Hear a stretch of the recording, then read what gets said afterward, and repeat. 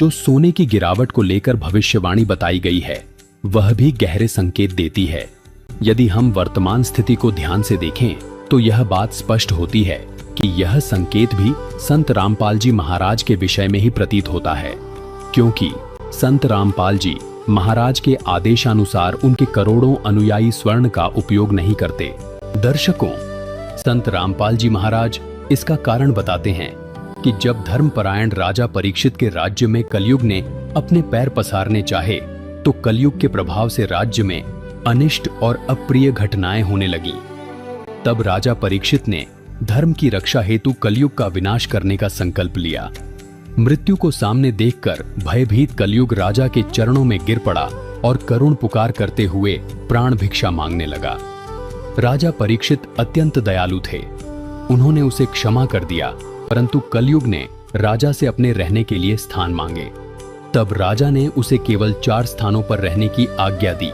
पहला, जहां शराब का सेवन होता हो। दूसरा, जहां परस्त्री गमन अर्थात वेश्यावृत्ति हो। तीसरा, जहां जुआ खेला जाता हो। और चौथा, सोने में। समय का चक्र देखिए। एक दिन राजा परीक्षित वन में शिकार खेलने गए और अपने मार्ग से भटक गए।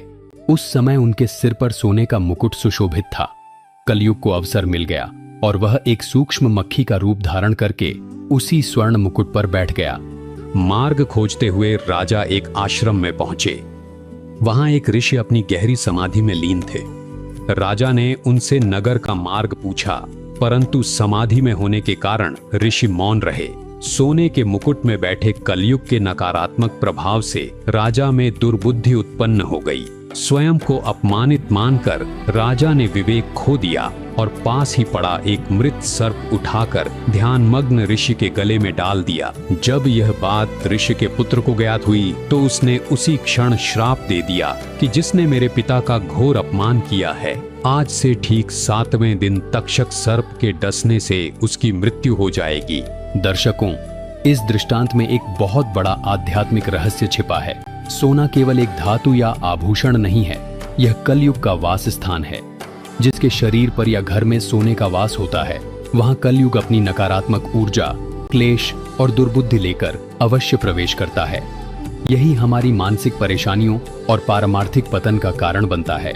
दर्शकों, संत रामपाल जी महाराज का अपने सर्व शिष्यों को सख्त आदेश है, जो जुआ खेलेगा, जो व्यभिचार स्त्री पुरुष करेगा, जो शराब आदि नशीले पदार्थों का सेवन करेगा और स्वर्ण को घर पर रखेगा या अन्य तरीके से प्रयोग करेगा, उसको मिशन से निकाल दिया जाएगा और इस आदेश का सख्ती से पालन भी कराया जाता है।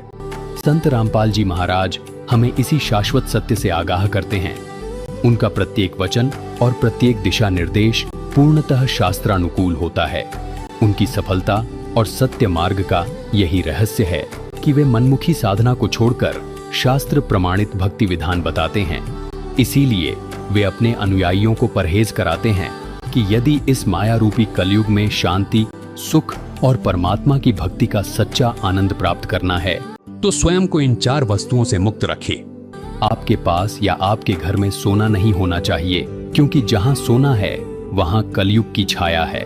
इसी प्रकार जहां शराब पीते हैं, जुआ खेलते हैं और व्यभिचार करते हैं, वहां पर भी कलयुग का प्रभाव रहता है, जो परेशानियों का महाकारण है। इसलिए संत रामपाल जी महाराज जी के भक्त न सोना पहनते हैं, न घर में संग्रह करते हैं, न ही शराब पीते हैं, न ही नशीली पदार्थों का सेवन करते हैं, न ही व्यभिचार करते हैं, न ही जुआ खेलते हैं।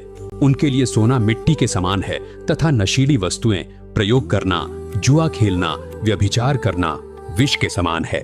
जब किसी समाज की सोच बदल जाती है और वह भौतिक आडंबर से ऊपर उठ जाता है, तो स्वाभाविक है कि उस वस्तु का आकर्षण और मूल्य दोनों गिरते हैं। अर्थात यदि भविष्य में बड़ी संख्या में लोग परमात्मा के अवतार की शरण ग्रहण करेंगे और सोने को महत्व देना छोड़ देंगे, तो सोने की मांग घटेगी और उसका मूल्य भी गिरना स्वाभाविक है। यहाँ से श्री काशीनाथ मिश्र की भविष्यवाणी भी संत रामपाल जी महाराज की ओर संकेत करती प्रतीत होती है।